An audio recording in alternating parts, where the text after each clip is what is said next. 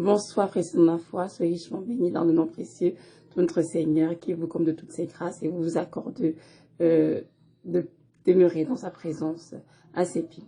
Aujourd'hui, nous allons parler de la prière. Oui, la prière du juste a une grande efficacité, nous dit la parole, et c'est important de comprendre que nous devons toujours prier en tant qu'enfants de Dieu sans nous relâcher, car c'est le moyen par lequel nous communiquons le Seigneur, et c'est important que nous soyons en communication permanente avec le Seigneur. Donc c'est important de prier tous les jours, à chaque instant, comme Paul a dit aux Thessaloniciens, de prier sans cesse. Nous devons prier sans cesse. Aujourd'hui, nous allons lire dans la Bible une parabole dite par Jésus à ses disciples, et c'est dans Luc 18, versets 1 à 8. Ça dit ceci: Jésus leur adressa une parabole pour montrer qu'il faut toujours prier et ne point se relâcher. Il dit: il y avait dans une ville un juge qui ne craignait point Dieu et qui n'avait d'égard pour personne. Il y avait aussi dans cette ville une veuve qui venait lui dire: fais-moi justice de ma partie adverse. Pendant longtemps, il refusa. Mais ensuite, il dit en lui-même: quoique je ne crains point Dieu et que je n'ai d'égard pour personne, néanmoins, parce que cette veuve m'importune, je lui ferai justice, afin qu'elle ne vienne pas sans cesse me rompre la tête. Le Seigneur ajouta: entendez ce que dit le juge inique. Et Dieu ne fera-t-il pas justice à ses élus qui crient à lui jour et nuit, et tardera-t-il à leur égard? Je vous le dis, il le fera promptement justice. Mais quand le Fils de l'homme viendra, trouvera-t-il la foi sur la terre? Parole du Seigneur. C'est Luc 18, verset 1 à 8. Dans cette parabole, justement, du juge unique que le Seigneur utilisait pour nous montrer que nous devons toujours, et comme il a dit au tout début du texte, percer dans la prière sans nous relâcher. Nous devons toujours prier. Oui, mes frères en Christ, c'est important que nous comprenions que la persévérance est une, comment dirais-je, une qualité, mais aussi c'est une exigence en fait pour pouvoir entrer en possession des bénédictions que Dieu a pour nous. Parfois nous prions, oui, on prie, et lorsqu'on voit que rien ne se passe, on est comme découragé, on commence à se relâcher dans la prière, on se dit: à quoi m'en prier, Seigneur?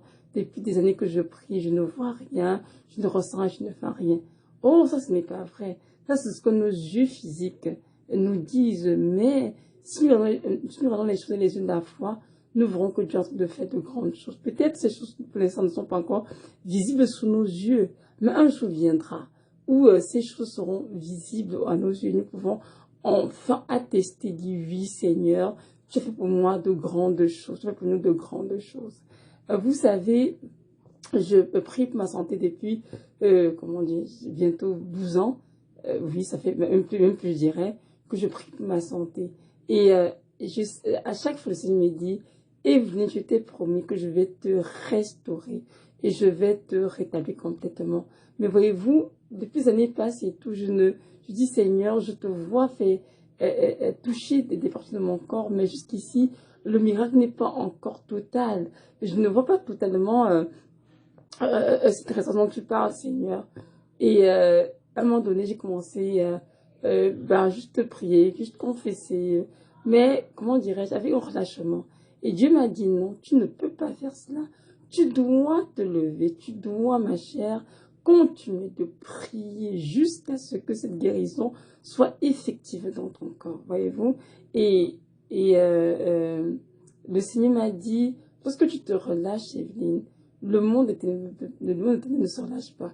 Non seulement il continue de travailler contre toi, donc c'est à toi de comprendre que c'est pas la prière que tu vas garder, la communion avec moi, c'est sûr, mais aussi garder même ta propre foi, ton espérance en moi, que oui, je suis ton Dieu qui t'a promis, qui a te guéri, et je vais vraiment te guérir, mais les choses se passeront en mon temps, pas en ton temps. Parce que nous survenons ici à la propos du juge inique et tout, nous voyons que c'était une femme qui allait tous les jours voir ce juge inique, lui dit, fais-moi juste mon petit adverse.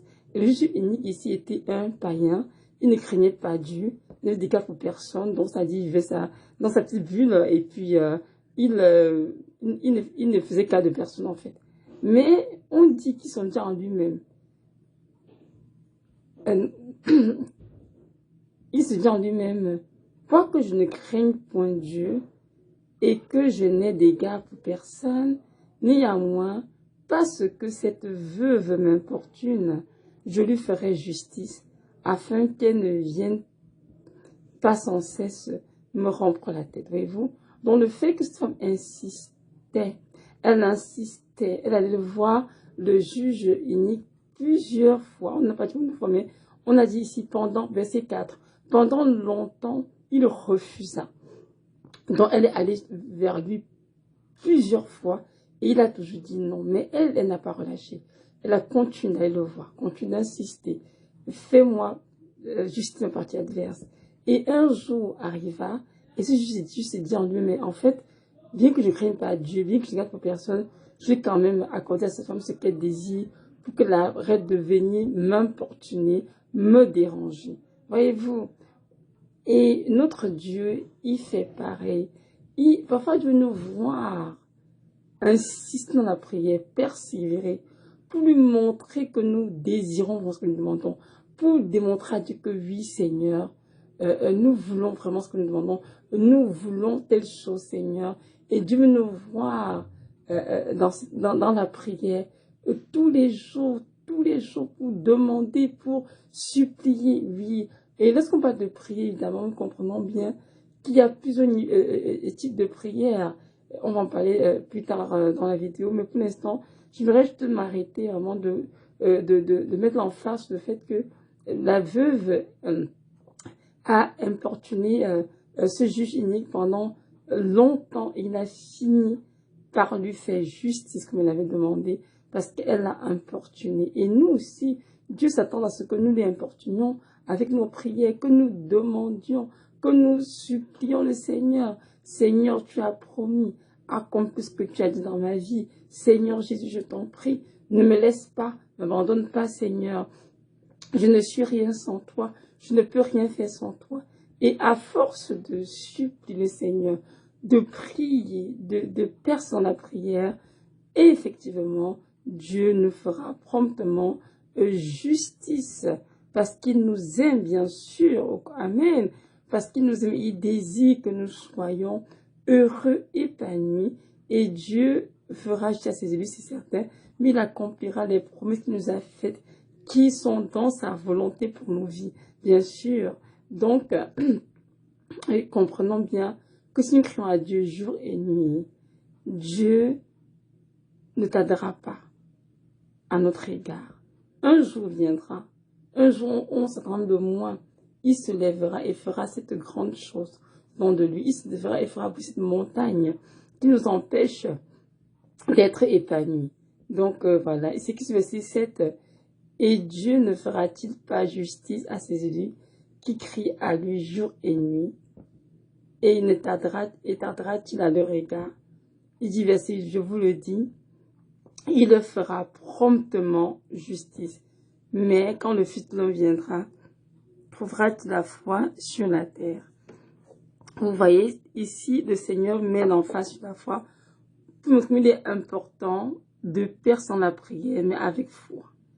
Car on dit que la prière du juste a une grande efficacité. Un juste, celui qui croit en Dieu, qui sait que Dieu existe et que Jésus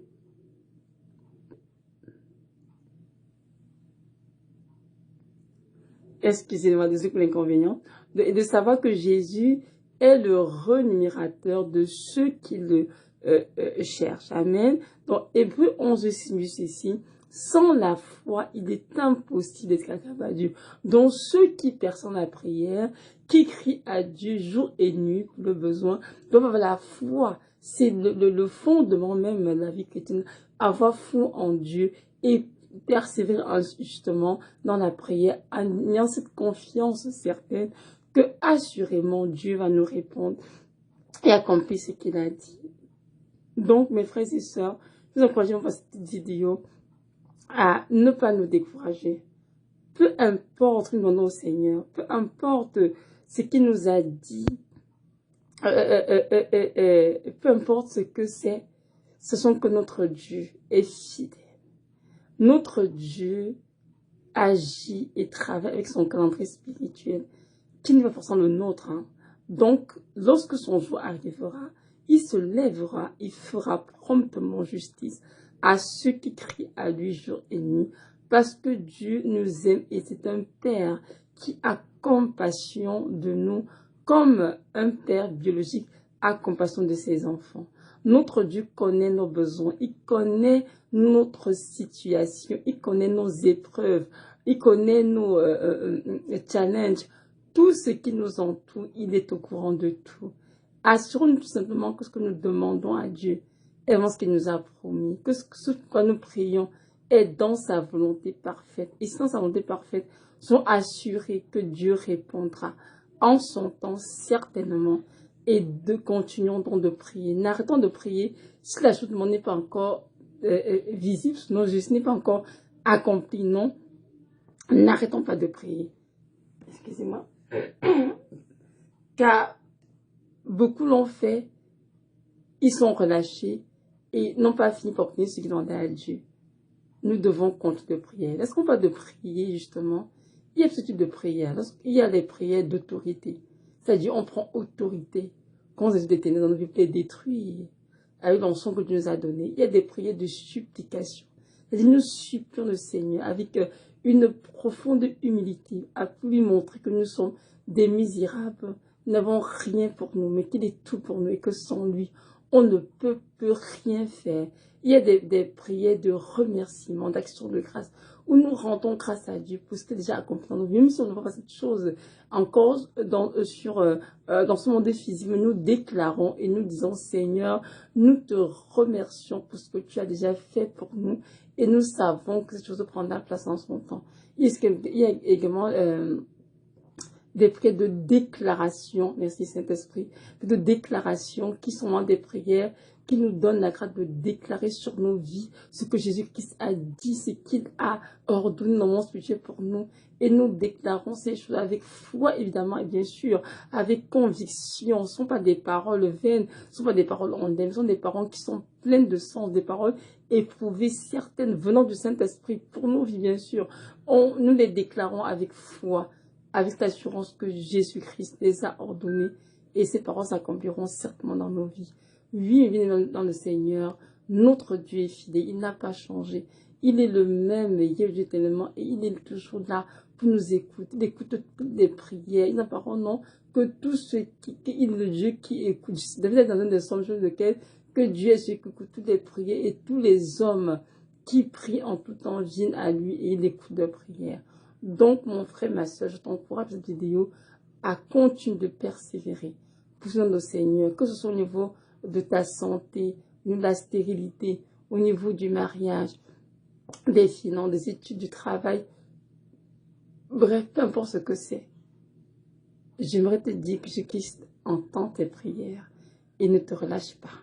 N'arrête pas, mais persévère dans la prière. Comme cette veuve, va avec ton Père céleste, Jésus de Nazareth, et importune avec tes prières. Prie matin, midi, soir. Rappelle les promesses qu'il t'a faites. Déclare sa suite de ta vie. Supplie le Seigneur et continue de te sanctifier, de prendre ton cœur. Et je t'assure que ce Dieu que tu pries, un jour, il se lèvera pour toi et il fera promptement ce que tu demandes, ce qu'il t'a promis. Notre Dieu est un Dieu fidèle. Et moi, qui vous enseigne, je peux vous dire avec sans l'ombre d'un doute que Jésus-Christ est fidèle. Il fait un Dieu qui fait de grands miracles. Comme je l'ai dit, moi, je prie pour ma santé. Ça fait des années. Et il m'a dit, Evelyne, mon jour arrive, je me lèverai et je ferai paraître ta justice comme l'aurore. Je te resterai complètement et je te ferai marcher dans ma puissance.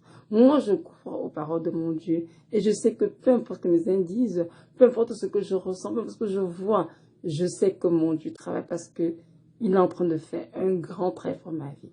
Donc voilà, ben voilà, c'était juste ça la petite vidéo.